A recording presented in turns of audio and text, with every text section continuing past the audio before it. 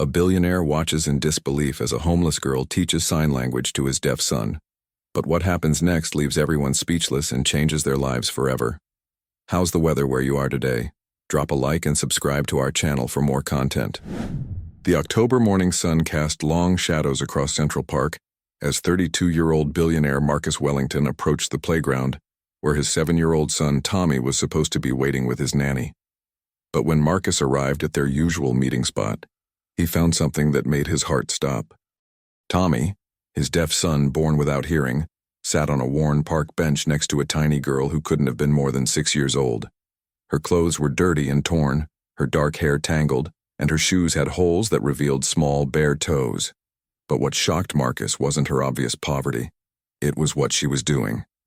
The little girl was teaching his son sign language. "Like this, Tommy," she said softly, her small hands moving in deliberate, graceful patterns through the air.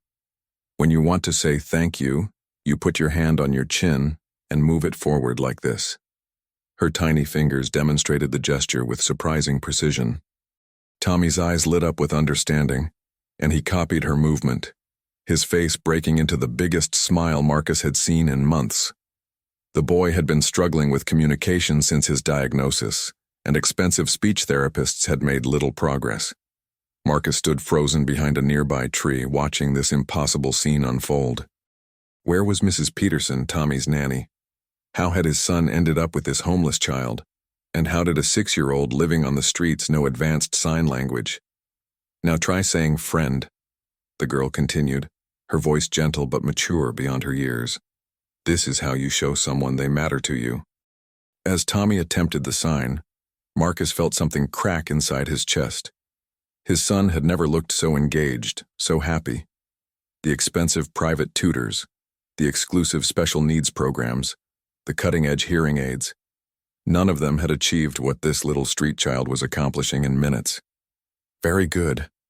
The girl clapped her hands together and Tommy beamed with pride. "My baby brother will be so happy when I teach him these signs too.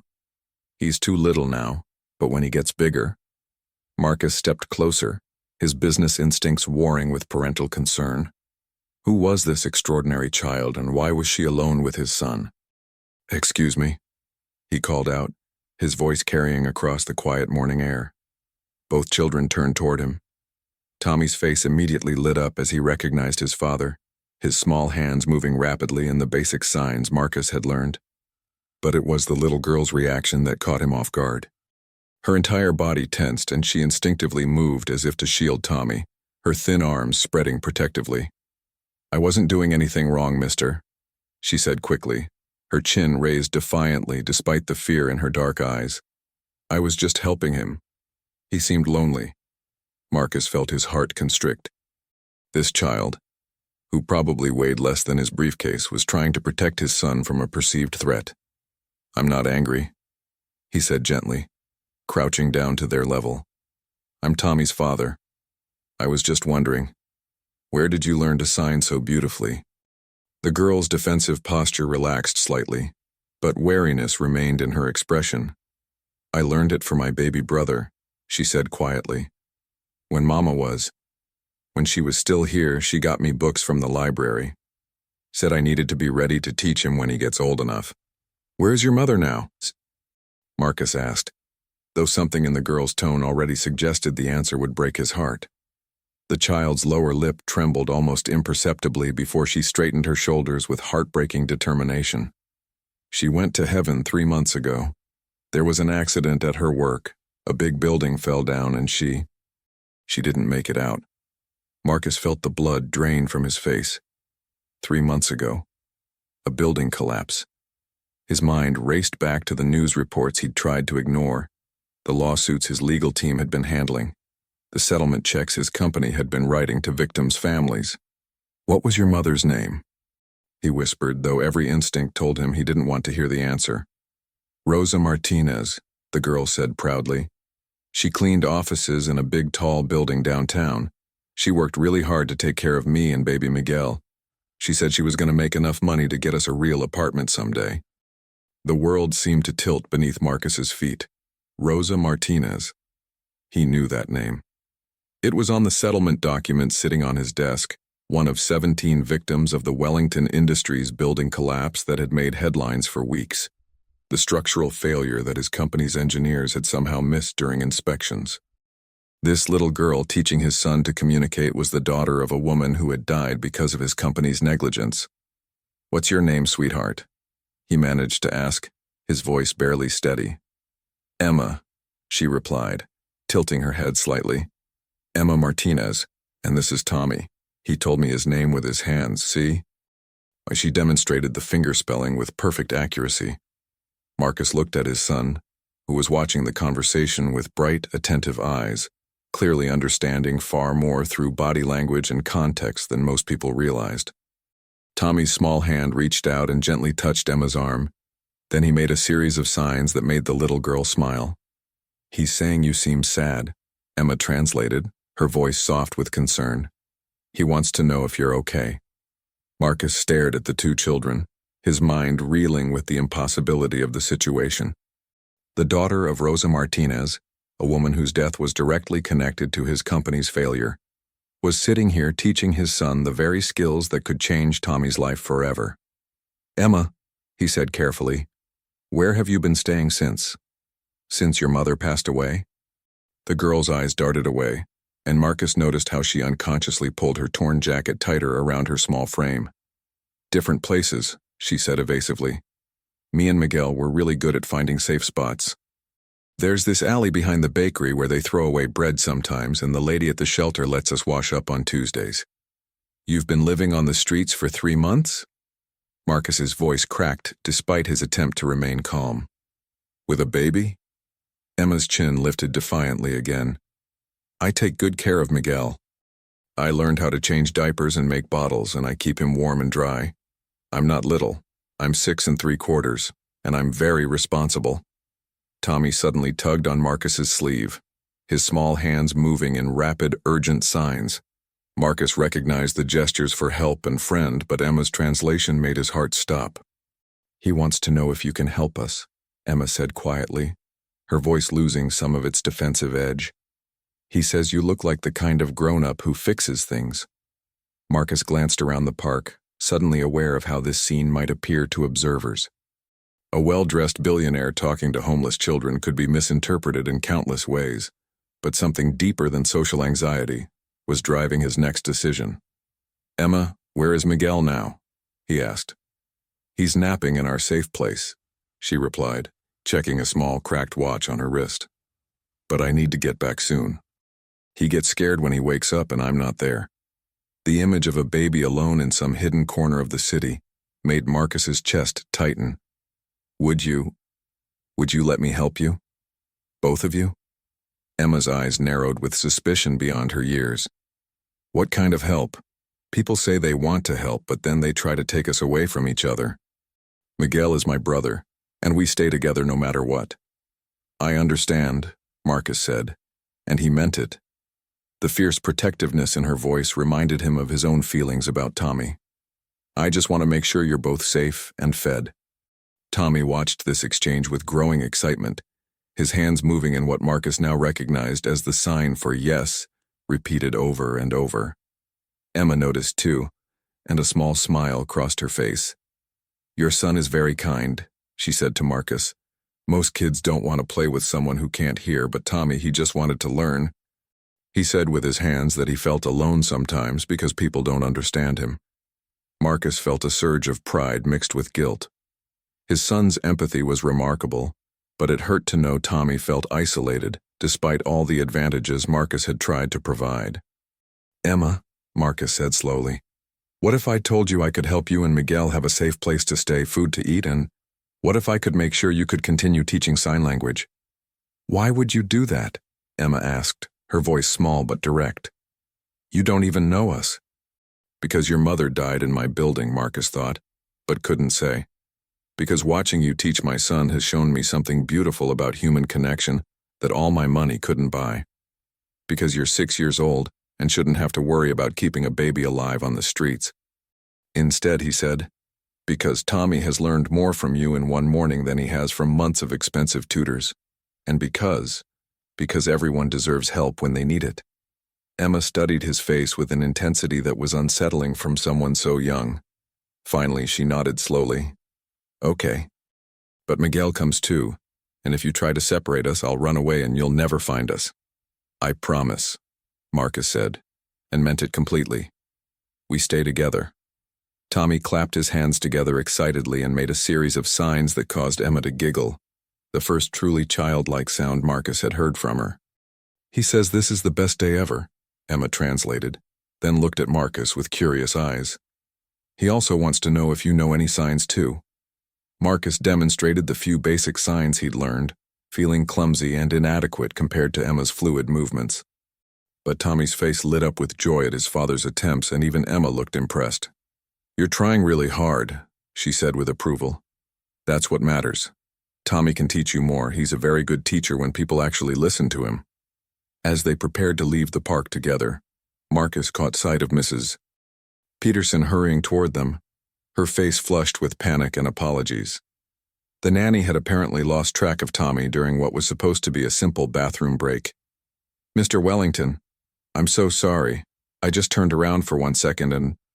It's fine, Mrs. Peterson, Marcus said calmly, though his mind was already working.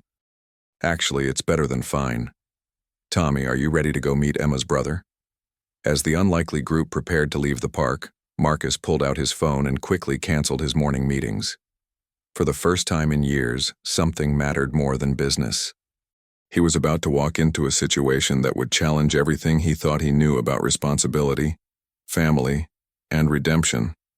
Emma slipped her small hand into Tommy's as they walked, chattering easily about the signs she would teach him next. Tommy beamed, his usual withdrawn demeanor replaced by an animation Marcus had rarely seen. Looking at these two children together, his privileged son and the homeless girl who had become his unexpected teacher, Marcus realized that this chance encounter was about to change all of their lives in ways he couldn't yet imagine. And somewhere in the back of his mind, a voice whispered that this was no coincidence at all. The walk through the city revealed just how much Emma had learned about survival in her 3 months on the streets. She led them through a maze of alleys and side streets with the confidence of someone much older, constantly checking over her shoulder and avoiding main thoroughfares where social services or police might spot them. This way, she whispered, guiding them behind a row of brownstone buildings where fire escapes created shadowy corridors. Miguel doesn't like loud noises, so I found places that are quiet. Marcus followed, his expensive shoes crunching on broken glass and debris, while Mrs. Peterson held Tommy's hand protectively. The contrast between his son's privileged world and Emma's harsh reality was stark and heartbreaking. There, Emma pointed to a small alcove created by 2 dumpsters and a service door that had been boarded up. It's not much, but it's dry when it rains, and the bakery next door gives me old bread sometimes. In the shadows of the makeshift shelter, Marcus could make out a small bundle wrapped in what looked like adult clothing. As they approached, a soft whimpering sound emerged from the bundle, and Emma immediately rushed forward. It's okay, Miguel, she cooed, her voice taking on a maternal tone that was jarring from someone so young. Sister's here. I brought some nice people to meet you. She carefully lifted a baby who couldn't have been more than 8 months old. The child was thin but clean, his dark hair matching Emma's, his large eyes alert and curious as they took in the strangers. Despite the circumstances, it was clear Emma had been caring for him with remarkable dedication. Tommy stepped forward, his face lighting up as he saw the baby. He made gentle signs with his hands, and Emma smiled. He's saying Miguel is beautiful, she translated. And he wants to know if babies can learn signs too. They can, Marcus said softly, his throat tight with emotion. Babies often learn sign language before they can speak. Emma's eyes widened with excitement. Really? So I could teach Miguel right now? Absolutely, Marcus replied, watching as his son carefully approached the baby, making slow, gentle movements with his hands that seemed to fascinate Miguel. Mrs. Peterson whispered urgently in Marcus's ear, Sir, we should call social services. These children need proper care. But Marcus shook his head. Not yet. First, we need to understand the full situation. Emma had overheard, and her protective instincts flared immediately. You promised, she said, clutching Miguel tighter. "You said we could stay together." "And I meant it," Marcus said firmly, shooting a warning look at Mrs. Peterson. "But Emma, this place isn't safe for either of you. What if there was somewhere warm and secure where you could both stay while we figure out a permanent solution?" "Like where?" Emma asked suspiciously. Marcus made a decision that surprised even himself. "My house. It's big enough, and Tommy could continue learning from you." "Mrs." Peterson looked scandalized, but Tommy clapped his hands excitedly, making rapid signs that clearly expressed approval of the idea. "Your house?" Emma's voice was small with disbelief. "But we're dirty, and we don't have nice clothes." "That doesn't matter," Marcus said gently. "Houses are for people, not for clothes." As if sensing the importance of the moment, baby Miguel reached out his tiny hand toward Tommy, who carefully extended one finger for the baby to grasp. The connection between the three children was immediate and profound. "Mr. Wellington?" Mrs. Peterson tried again. "This is highly irregular. The insurance implications alone." "Will be handled," Marcus cut her off curtly. "Mrs. Peterson, I need you to go to the car and call Dr. Sarah Chen. Tell her I need a pediatric checkup at the house within the hour, completely confidential." Emma's head snapped up. "Doctor? Why? Miguel isn't sick." "Just to make sure he's healthy," Marcus explained. "When you've been living in difficult conditions, it's important to check that everything is okay. It's what good parents do." The word parents seemed to resonate with Emma, and she nodded seriously. "I am a good sister parent," she said with quiet pride. "I learned everything from watching Mama." Marcus knelt down to her level. "Emma, can you tell me more about your mother? What was she like?" Emma's face brightened immediately. "Mama was the best mama in the whole world. She worked 3 jobs to save money for our apartment. She said someday we'd have a place with windows that actually opened and a kitchen where she could teach me to cook real food." "What kind of jobs did she do?" Marcus asked, though he dreaded the answer. "She cleaned offices at night, and in the morning she helped at the daycare, and sometimes on weekends she worked at the restaurant," Emma recited proudly. "She said hard work was the way to build a better life. She was saving every penny." Marcus felt sick. Rosa Martinez had been working 3 jobs, struggling to provide for her children when his company's building collapsed. She had died because of corporate negligence while trying to build a better future for her kids. "She sounds like an amazing woman," he said sincerely. "She was," Emma agreed. "She taught me that family takes care of family no matter what. That's why I have to take care of Miguel. It's what Mama would want." Tommy tugged on Emma's sleeve and made a series of signs. Emma smiled and translated. "He says you and Miguel are his family now too, if that's okay with me." The simple statement hit Marcus like a physical blow. His son, who had struggled with connection and communication his entire short life, had found siblings in these 2 homeless children. And Emma, who had been bearing the weight of adult responsibilities for months, was being offered the childhood support she deserved. "Is that okay with you, Emma?" Marcus asked softly. Emma looked from Tommy to Miguel to Marcus, her young face serious with consideration. "If we're family," she said slowly, "that means we take care of each other forever?" "Forever," Marcus confirmed. "And Miguel gets to stay with me always?" "Always. And I can keep teaching Tommy signs?" "As much as you want."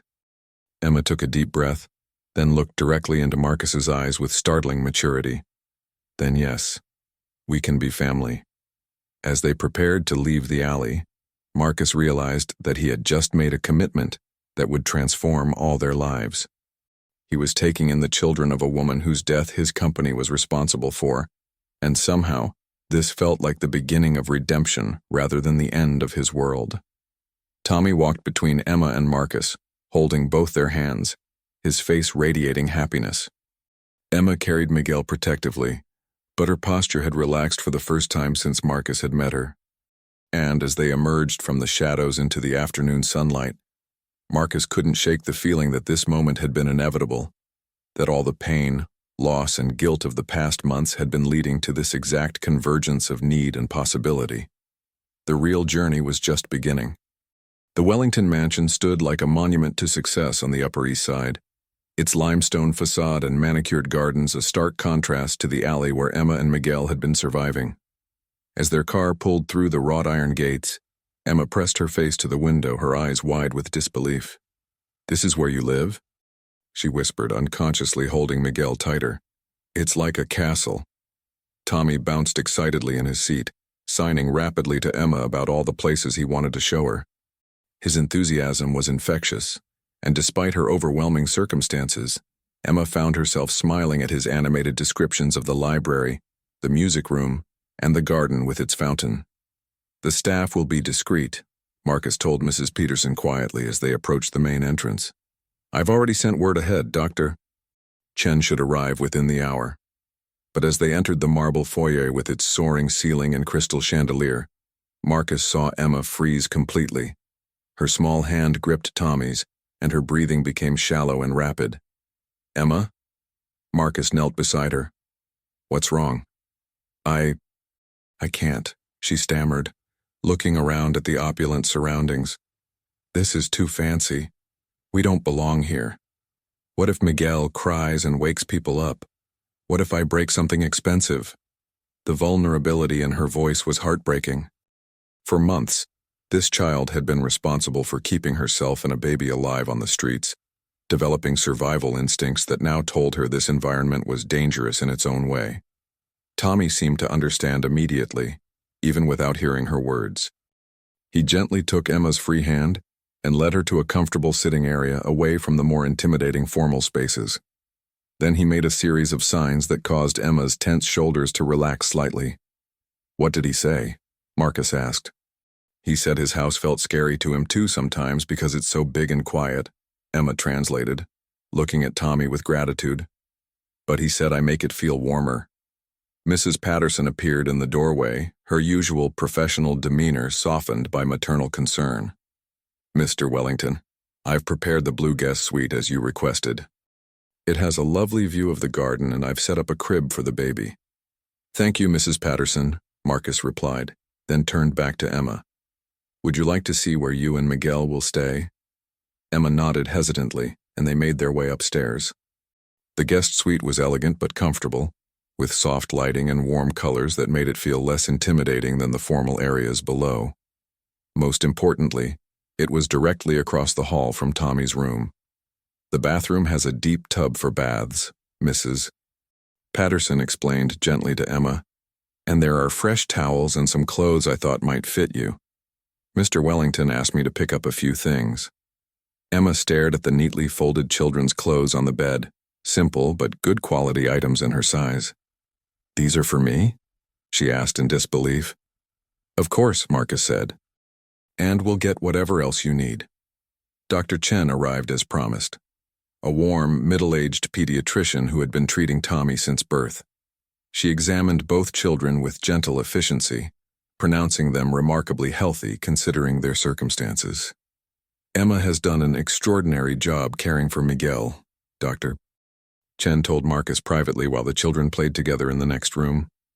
"His development is completely normal, and aside from being slightly underweight, he shows no signs of neglect or illness. That little girl has been an exceptional caregiver." "And Emma herself?" "Physically fine, but emotionally.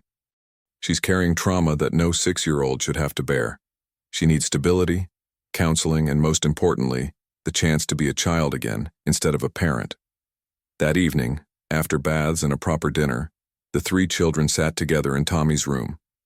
Emma had been amazed by the extensive collection of books, especially the picture books about sign language that Marcus had been collecting for his son. "Look, Miguel," Emma said softly, showing the baby colorful pictures while demonstrating simple signs. "This is how you say love, and this is family. This—" Tommy watched intently, occasionally adding his own demonstrations.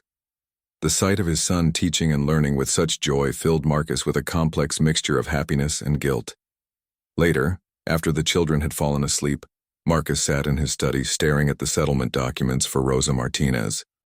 The paperwork reduced her to statistics, age 24, survived by 2 minor children employed as a night custodian. But now he knew she had been so much more. She had been a mother working 3 jobs to build a better life, A woman who had taught her daughter to prepare for her baby brother's future needs. Someone whose death had left two small children utterly alone in the world. His phone rang, interrupting his brooding thoughts. The caller ID showed his head of legal affairs. "Marcus, we need to discuss the Martinez settlement," the voice said without preamble. "The case is moving to final approval, but there's a complication. The children listed as beneficiaries have disappeared from the system. Social services lost track of them months ago." Marcus felt his heart race. "What does that mean for the settlement?" "If we can't locate the beneficiaries, the funds go into a state trust until they're found or reach majority age. It's standard procedure, but a trust officer did some digging. Apparently the 6-year-old took her baby brother and ran when social services tried to place them in separate foster homes. They've been missing for over 2 months. It's quite a story. The girl was so determined to keep them together that she chose the streets over the system." Marcus closed his eyes, overwhelmed by Emma's courage and the tragic irony of the situation. The settlement money that could have helped them had been inaccessible, because Emma had prioritized keeping her family together over financial security. "There's more," the lawyer continued. "The amount is substantial. $2.4 million. Rosa Martinez was young with dependents, and our liability was clear. This would set those children up for life." After ending the call, Marcus sat in the darkness of his study, weighing impossible decisions. He could reveal Emma and Miguel's location and ensure they received their settlement. But doing so would also expose his own involvement in their lives, potentially raising questions about his motives and creating legal complications that could tear the children away from the stability they were just beginning to find. A soft knock at his door interrupted his thoughts. Emma stood in the doorway wearing the pajamas Mrs. Patterson had provided, her hair still damp from her bath. "I'm sorry to bother you," she said quietly. "Miguel woke up crying, and I was worried he might disturb everyone." "He's not disturbing anyone," Marcus assured her. "Is he okay?" "He's fine now. I think he was just confused about where we are." Emma hesitated, then stepped into the room. "Mr. Marcus, can I ask you something?" "Of course." "Why are you really helping us? I know you said it was because of Tommy, but adults usually have more complicated reasons for things." Her perceptiveness was startling, and Marcus realized he couldn't give her anything less than honesty. "Emma, do you remember your mother mentioning the building where she worked?" "The Wellington Tower," Emma replied immediately. "She was so proud to work there because it was famous and important. She said maybe someday she could get a better job there, not just cleaning." Marcus felt his chest tighten. "Emma, I need to tell you something very important about that building and about me."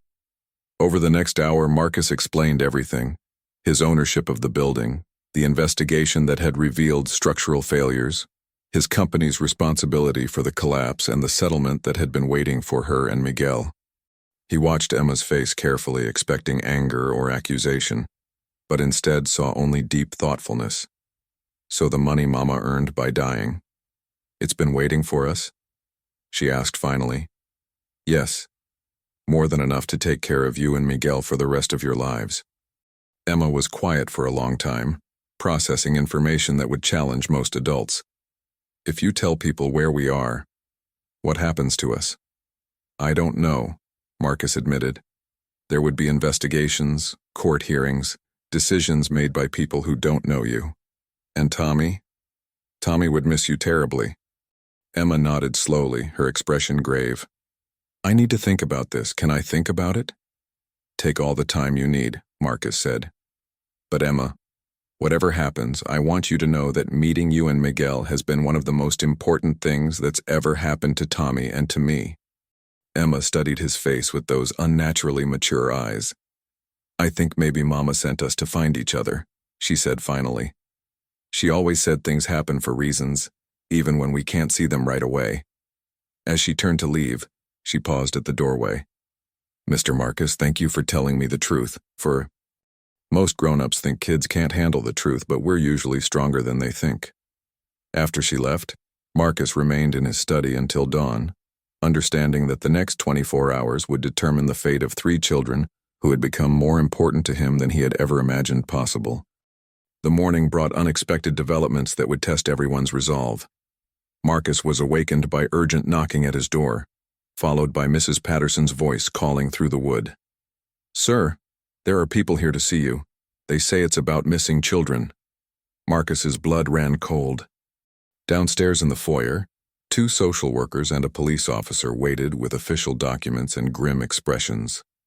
The lead social worker, a stern woman named Ms. Rodriguez, got straight to the point. "Mr. Wellington, we have reports that you may have information about the whereabouts of Emma and Miguel Martinez. These children have been missing from state custody for over 3 months, and we have reason to believe they may be in this area." "What makes you think I would have information about missing children?" Marcus asked carefully, his legal training kicking in. "A bakery owner called yesterday," the police officer explained. "Said he saw a well-dressed man with 2 children matching their description near his shop. When we canvassed the area, several people mentioned seeing them get into an expensive car. Your vehicle was spotted on security cameras in the vicinity." Marcus felt his world beginning to crumble, but before he could respond, a small voice spoke from the stairway. "Don't blame him," Emma said, walking down the steps with dignity beyond her years. Miguel was in her arms, and Tommy followed close behind, his face creased with worry. "I asked him to help us. Ms." Rodriguez's expression softened slightly at seeing the children, but her tone remained official. "Emma, honey, we've been looking everywhere for you. You and Miguel need to come with us now. We have safe places for you to stay." "Together?"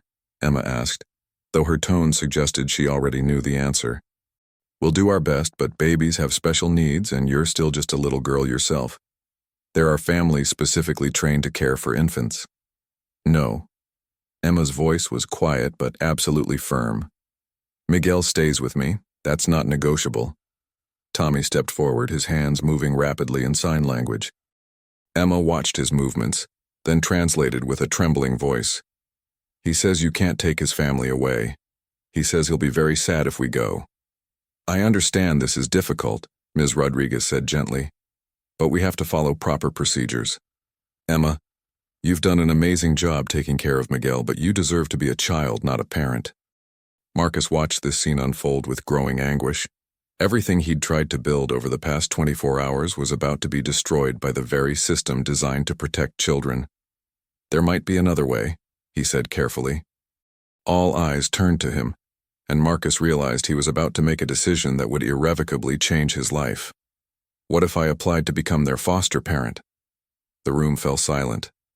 Ms. Rodriguez looked skeptical, while Emma's eyes widened with hope she was afraid to feel. "Mr. Wellington," the social worker said, "foster care approval is a lengthy process involving background checks, home studies, psychological evaluations. It can take months, and there's no guarantee of approval.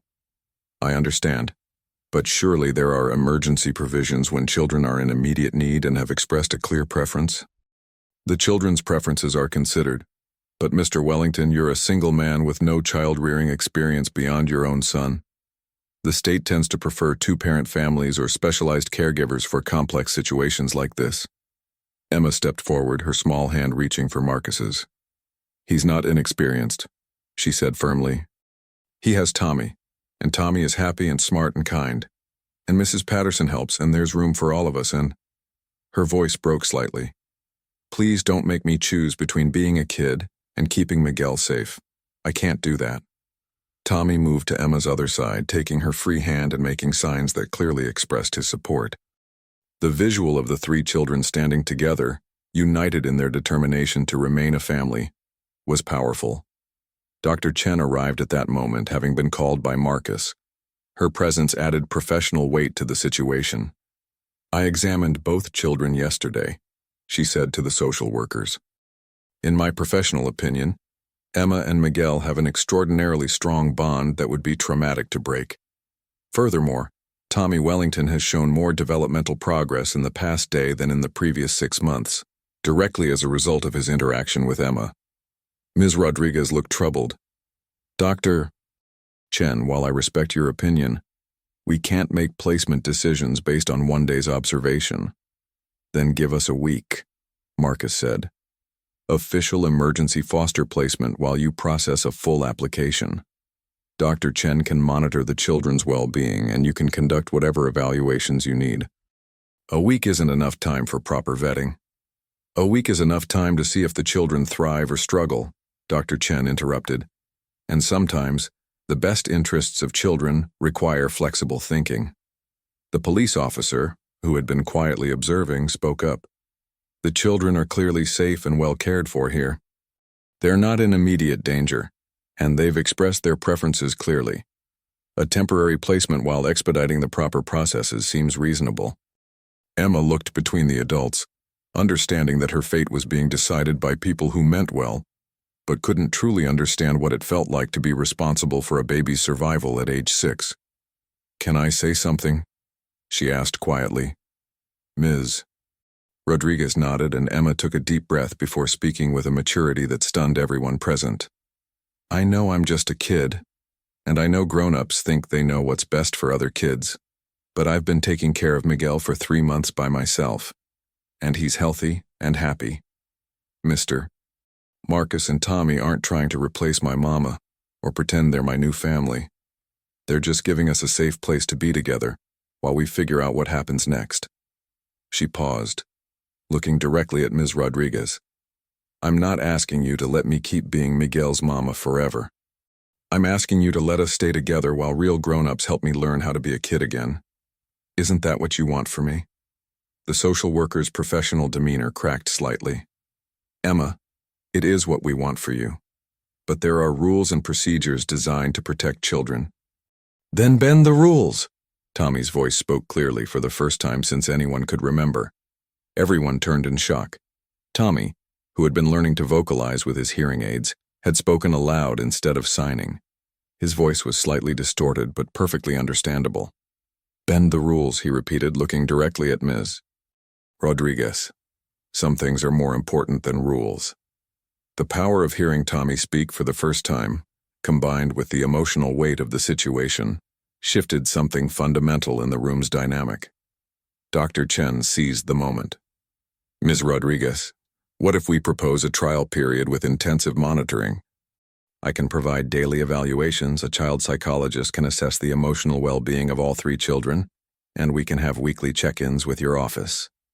After a long moment of consideration, Ms. Rodriguez sighed. 1 week. Emergency temporary placement while we expedite a full foster care evaluation. But Mr. Wellington, this will be the most scrutinized foster placement in the state's history. "I understand," Marcus replied, his relief evident. Emma burst into tears for the first time since Marcus had met her, finally allowing herself to feel the overwhelming stress she'd been carrying. Tommy immediately wrapped her in a hug while Miguel, seemingly sensing the emotional shift, reached out to pat her face with his tiny hands. "It's okay," Tommy whispered to Emma, his newfound voice gentle and reassuring. "We're going to stay together." As the officials prepared to leave, Ms. Rodriguez pulled Marcus aside. "I'm going out on a limb here because those children have been through enough trauma, but if there are any problems, any concerns about their safety or well-being, this arrangement ends immediately." "Understood," Marcus replied. "Thank you for giving us this chance." After the officials left, the house felt different, charged with possibility but also with the weight of scrutiny. Marcus realized that the next week would determine not just whether he could become Emma and Miguel's foster father, but whether he could prove himself worthy of the trust 3 remarkable children had placed in him.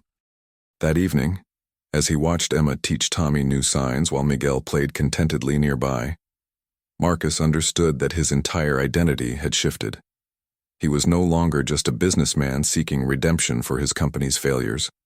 He was a man fighting to build a family from the ashes of tragedy. And for the first time in months, he felt like he might actually deserve the happiness that seemed within reach. The week that followed was unlike anything Marcus had ever experienced. Each day brought new challenges, small victories, and moments that redefined his understanding of family. True to her word, Ms.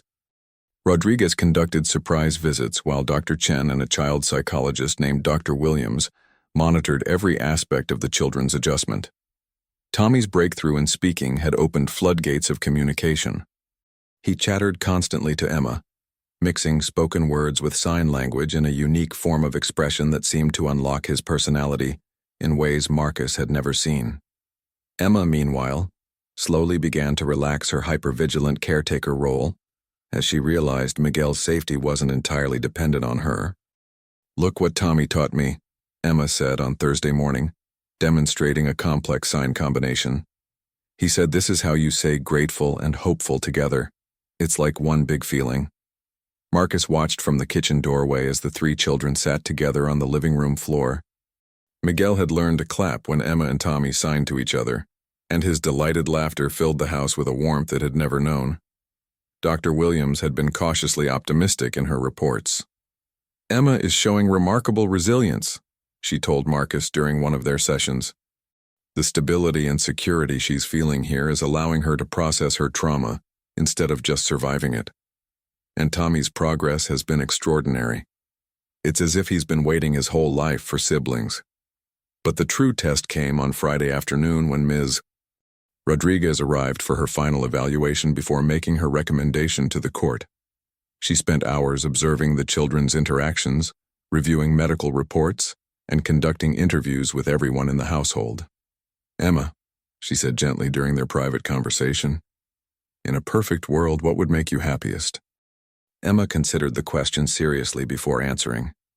"I want to keep learning how to be a kid while still being Miguel's big sister. I want Tommy to keep being my friend and teaching me signs. I want to go to school and learn things Mama wanted me to learn. And I want to feel safe when I go to sleep at night. And you feel safe here?" "Yes," Emma replied without hesitation. "Mr. Marcus looks at us like we matter, not like we're problems to solve. And Tommy needs me as much as I need him." When Ms. Rodriguez interviewed Tommy, his responses were equally compelling. "Emma makes the house feel full," he said, his speech becoming clearer each day. "Before it was just quiet and big. Now it feels like a real home." "What about Miguel?" Tommy's face lit up. "He's going to learn signs before he learns to talk. Emma says I can help teach him. I've never had a baby brother before." The evaluation of Marcus himself was more complex. Ms. Rodriguez questioned his motivations, his understanding of the challenges ahead, and his ability to provide for three children with vastly different needs. "Mr. Wellington, you understand that Emma will need therapy to process her trauma. Miguel will require ongoing medical care to ensure his development stays on track, and Tommy will benefit from continued speech and sign language support?" "I understand," Marcus replied. "I also understand that they need each other, and that separating them would be cruel and unnecessary. What about your work, your social obligations? 3 children is a significant responsibility." Marcus had been thinking about this constantly. "I'm restructuring my business responsibilities to work primarily from home. Mrs. Patterson has agreed to expand her role to help with daily care, and I'm hiring a sign language tutor who can work with all 3 children. This represents a complete lifestyle change for you." "Yes," Marcus said simply. "It does." "Why? What do you get out of this arrangement?" Marcus looked out the window where the 3 children were playing in the garden, Tommy and Emma chasing bubbles while Miguel clapped from his stroller. "I get to watch 3 remarkable children grow up together. I get to see my son become the big brother he was meant to be. And I get the chance to honor the memory of a woman whose death my company was responsible for by ensuring her children have the future she wanted for them." Ms. Rodriguez studied his face carefully. "You understand that if approved, this won't be temporary? These children would become your permanent responsibility, with all the legal and emotional implications that entails?" "I hope so," Marcus said quietly. "They've already become my family. The legal paperwork would just make it official." That evening, after the children were asleep, Marcus received the call that would change everything. "Mr. Wellington, this is Ms. Rodriguez. After careful consideration and consultation with my supervisors, I'm recommending that you be approved for permanent foster care placement of Emma and Miguel Martinez." Marcus felt his knees go weak with relief. Thank you so much." "There are conditions," she continued. "Ongoing therapy for Emma, regular developmental assessments for Miguel, and quarterly check-ins for the first year. But Mr. Wellington, those children have flourished in ways I've rarely seen. Emma is learning to be a child again while maintaining her special bond with Miguel, and your son has shown remarkable growth. Sometimes unconventional families are exactly what children need. After hanging up, Marcus sat in his study looking at the settlement documents for Rosa Martinez that still lay on his desk. Tomorrow, he would call his lawyer and ensure the trust fund was properly established for Emma and Miguel's futures. But tonight, he simply absorbed the reality that 3 children who had found each other through tragedy would now have the chance to grow up together in safety and love. A soft knock interrupted his thoughts. Emma stood in the doorway, no longer the defensive, hyper-vigilant child he'd first met, but not quite the carefree 6-year-old she should have been either. She was something new. A little girl learning to trust again. "I heard you talking on the phone," she said. "Good news?" "Very good news," Marcus confirmed, opening his arms. Emma ran to him, and for the first time allowed herself to be held like the child she was. "Does this mean we really get to stay? All of us together?" "All of us together," Marcus confirmed, his voice thick with emotion. "Forever?" "Forever." Emma pulled back to look at his face, her expression serious. "Then I have something to tell you. I've been thinking about what to call you. You're not my daddy. I had a daddy and he's in heaven with Mama. But you're not just Mr. Marcus either, because you're family now. What did you decide?" Emma smiled, the first truly carefree expression he'd seen from her. "Papa Marcus. Because that's what you are. You're Miguel's papa and Tommy's papa and my papa too, but in a different way. Is that okay?" Marcus felt tears he hadn't expected spilling down his cheeks. "That's more than okay. That's perfect." The next morning, Marcus woke to the sound of laughter echoing through the house. Downstairs he found Tommy teaching Emma how to make pancakes while Miguel sat in his high chair, clapping and babbling at their efforts. The kitchen was covered in flour, the pancakes were slightly lopsided, and it was the most beautiful chaos Marcus had ever witnessed. "Papa Marcus," Emma called out, using the name naturally. "Tommy says you like blueberry pancakes, so we're making special ones for you." As Marcus joined his children in their joyful mess, he realized that the man who had walked through Central Park a week ago no longer existed. In his place was someone better. A father who had learned that the most important things in life couldn't be bought or built, only discovered in moments of grace when broken people found ways to heal each other. Looking at Tommy, Emma, and Miguel covered in flour and giggling together, Marcus understood that some stories don't end with redemption. They begin with it. Rosa Martinez's death had been a tragedy that couldn't be undone, but her children's future was a story that was just beginning to be written. And for the first time in his life, Marcus Wellington knew exactly what truly mattered. Outside, the October sun streamed through the kitchen windows, warming a house that had finally become a home, filled with the laughter of 3 children who had found their way to each other through the darkest of circumstances, and emerged into something beautiful, unexpected, and absolutely perfect. The broken pieces of their separate lives had formed something stronger together. A family born not from blood or tradition, but from choice, love, and the radical belief that sometimes the most important families are the ones we create from the ashes of our greatest losses. And in that warm, chaotic kitchen, with flour handprints on every surface and 3 children who called him Papa, Marcus finally understood what it meant to be truly wealthy.